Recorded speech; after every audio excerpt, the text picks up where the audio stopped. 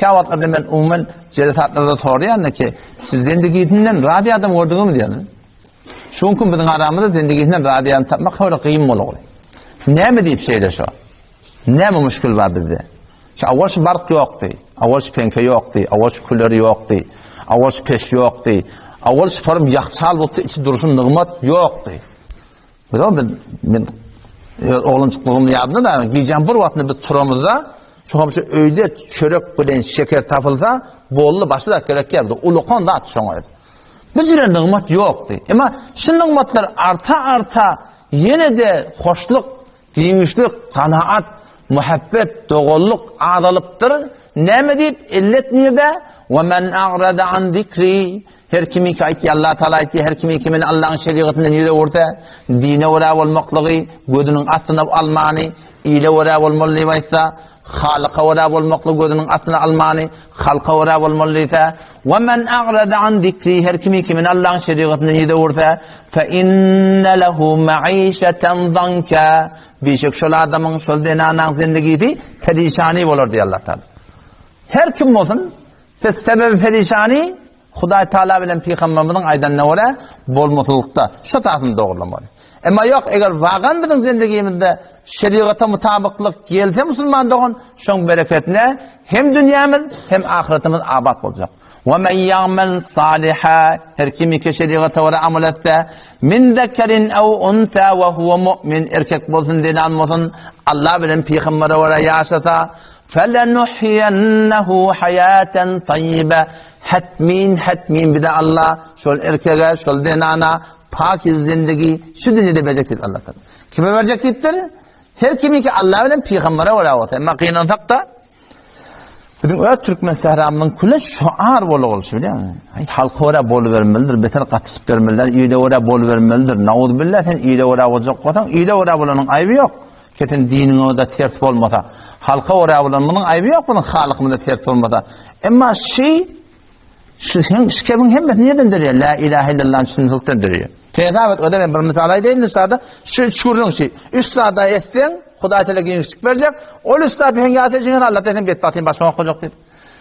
İnsaniyette şu daş çevremde ene ata doğan gadaşı familiň içinde Allah tebarek ve Taala'nın hemmetinden beter ewe türüp de şoň diýen etmelik goýdygynady kim bolsa gowy? Ene tam diýen etmedikdir. Şondan gonda da atýok. Şu forum şoň makamı menziletini goýanda galdypdy Allah Taala Kur'an'na ki enişkurli ve li valideyk.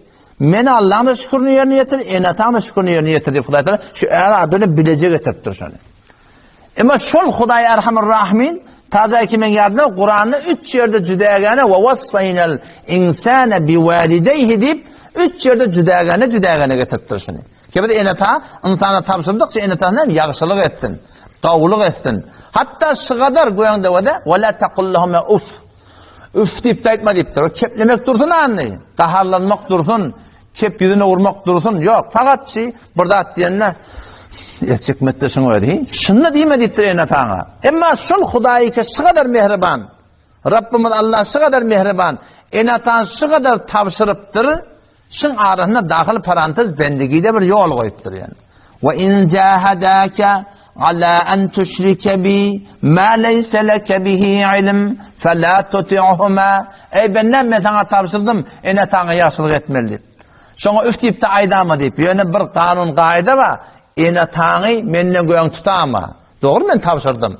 Ve in cahadaka eger şu enataň säýe kuşetler ala en tüşrike bi ma leyse leke bihi ilim. Men Allah'ın şeriatyna burada ettirjek bolýar. Sen şeriaty düşünüp de sen enataň amadanmışdyk bilmäpdin. İbrahim peýgamberiň kökü da asl enata ogluňy şoňa öğretmeli.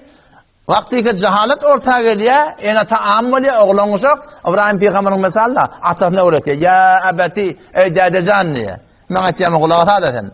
Qad ja'ani min Allahi ilm. Allah taýdy maňa ilm geldi diye. Sen maňa aýtýam gulak ata diye. Ya abati ey dadejan, la ta'budu şeytan. Şeytany ibadet etme zaten diye. Şu dade şol netihat berýär. Otan wada şu kadar Allah Taala enatan tavşyrypdyr. Emma wagtyky Hudaý bilen peýgambere ters aýtsa Allah Taala näme diýär? Fela tuti'huma. Diýen etme şonu diýär. Yani ve sahibhuma fid dunya ma'rufa qawluq bilen berqurdy. Qawluq bilen aýdypdy. Muhabbet bilen bähordat. Öf deyip de aytma, yöne dini de etmeli Müslüman doğun. Onun şu taýdan o da şey, kanunu bendeki işi. Biz her kime muhabbetimiz bolsun, ene, ata, doğun, kardeş, dahi, yegen, daş çavurak, ulu ile biz muhabbet edeydi. Hiç irat yok. Emma Hasan-ı Sellim, şolun aydan ne ola bolmalı, la ta'ata li mahluk fi ma'siyetil halik diye Peygamberimiz. Mahluğun diyen etmeklik bilen Halık'ın nafermaniyeti bolmalı. Kanunu bendeki iş. La ilahe illallah min fermandavam Allah diye aydan adam şey deyip yaşama oraya Müslümandır. Şonu şey deyip o zaman bir hakiki Müslümançılığa var akım adam adam buraya.